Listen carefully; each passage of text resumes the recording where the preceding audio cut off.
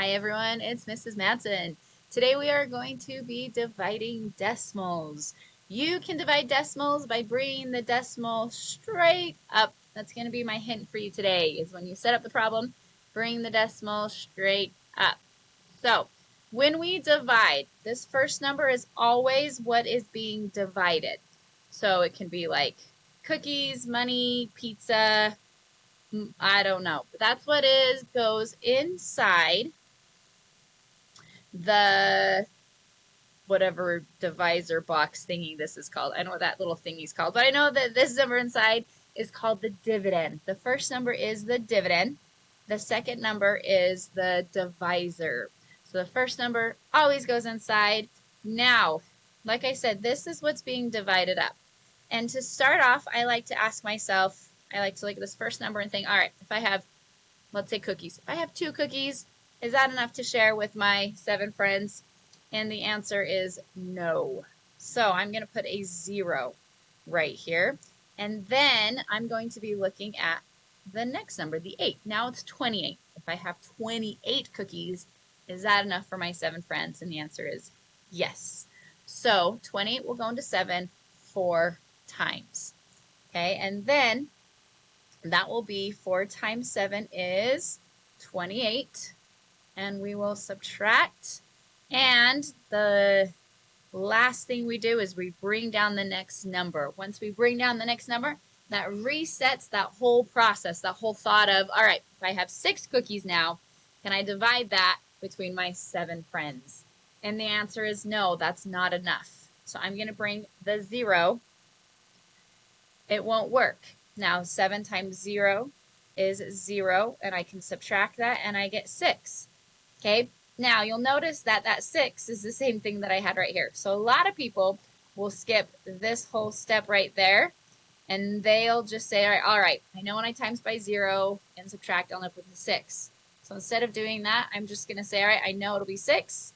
And now I bring down my next number and start the whole process over again. I have 63 cookies. Can I divide that between 7 friends? Yes. I have 63 cookies, and my 7 friends will each get 9 cookies. So 9 times 7 is 63, and I have 0 left over. Okay, and make sure you bring that decimal straight up. Most of the time I put that decimal straight up at the beginning, and I didn't this time. Doesn't matter when, but make sure before you get your final answer that that decimal goes straight up. Now in my final answer, you'll notice that I did not put that 0. And that is because this means nothing. This and this is like 0 hundreds, 0 tens, but 4 ones, right? So you don't really need all those zeros in front. Just like if we have zeros back behind the decimal at the end of the answer, those have no value either. So you don't have to put those zeros at the end either. Okay, so the answer is 4 and 9/10. Now, let me show you real fast the importance of putting that 0 there in the first place. If I just started and I knew that 4 will go into 27, 28 will go into 7 4 times, and then 6 will go into 7 0 times, and then 9 times, my answer, and bring that decimal straight up, my answer ends up being 40.9, which is off from the correct answer. So that's why it's important at that beginning to start out with those zeros, because then when you bring your decimal straight up, the answer is correct. All right, let's try another practice problem. This is 1 in 505 thousandths divided by 5. So the 5 goes on the outside, the 1.505 goes on the inside. Again, this number, the divisor, is what's being divided up. So let's say we have one thing divide up. Is that enough for 5 people? No. So we're going to start off with a 0. Oh, let's bring that decimal straight up. There we go. Decimal's in the right place. So 1 cannot go into 5. But if we look at this next number, 15, 15 can go into 5 exactly 3 times. 5 times 3 is 15. Then we will subtract that and get 0, 0. Okay? Bring down the next 0, the next number, and we're starting all over again. If I have 0, can I put that into 5? No, but I still need something above the 0 before I'm allowed to bring down the next number. Now, if I have 5, can I divide that between 5? Yes, it'll go evenly. 1 times 5 is 5, giving us no remainder. So the answer here is 0.301. Okay, so a couple things. Remember to bring down a number, and every time you bring down a number, you have to have a number on top before you're allowed to bring down the next number. Okay, all right, let's talk about Dan. He loves snowboarding. He went with his school, just like we'll go snowboarding. I promise those of you who go skiing or snowboard, there's going to be a lot of you that just fall in love with it, and you're going to want a snowboard or you're going to want a pair of skis after we go to Beaver in February. So Dan opened a savings account because he wants to save for a new snowboard. He earned $3.48 interest on his savings account over a 3-month period. What was the average amount of interest Dan earned per month on his savings account? So when you read a problem like this, what makes most sense to me is to kind of be like, okay, what's going on? And I try to put it in like my own words because that's very math textbook sounding. But basically, he's saving for a skateboard. He earned $3 interest. Interest is something that you didn't have to put in. The bank pays you interest. So he earned $3.48 for doing nothing. The bank actually gave him money. And that was over a 3-month period. So what was the average amount of interest Dan earned per month on his savings account? Here's a few things that I hope you notice and I hope you highlight or underline, okay? The first thing are the numbers, how much he earned and how long it took him to earn that. Then I always like to underline or circle the question so I know what's going on. The question is, what was the average amount of interest Dan earned per month? So he's just wondering, how much is that per month?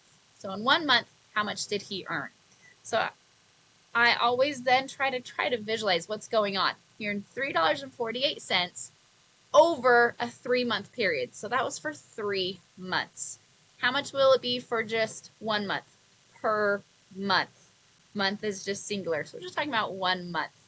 And that's something I want you to memorize kind of or understand. Then when we're talking about average, we are dividing things out. So average division. Remember that word. That's a special word for division. So we're going to set it up. We are dividing up the $3.48 between the 3 months, which means it's the $3.48 that goes inside, and it's being divided into 3 months. Let's bring that decimal straight up. I remembered first this time. $3 will go into 3 months evenly with 1. 1 times 3 is 3, and I don't have a remainder.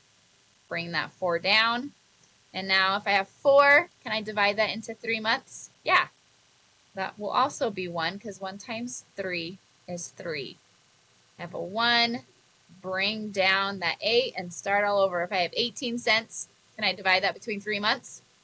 I can, because 6 times 3 is 18, and I will have no remainder. So the answer is, per month, Dan earned $1.16. And here might be my first plug, that whenever you have a story problem like this, where there's like real life people or animals or what else involved, you need to have a label.